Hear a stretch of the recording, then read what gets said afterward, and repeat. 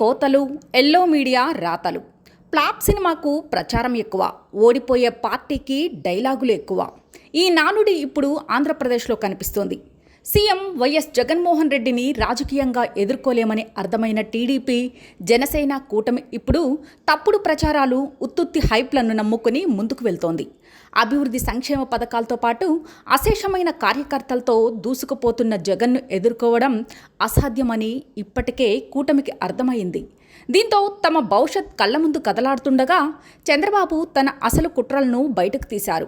అందులో భాగంగా ఏనాడో రాజకీయ వ్యూహకర్త అనే వృత్తిని వదిలేసి పూర్తిస్థాయి రాజకీయ నేతగా మారిన ప్రశాంత్ కిషోర్తో ఒక తప్పుడు కామెంట్ చేయించి దాన్ని ప్రచారంలో పెట్టి ప్రజలను నమ్మించాలని చూస్తున్నారు.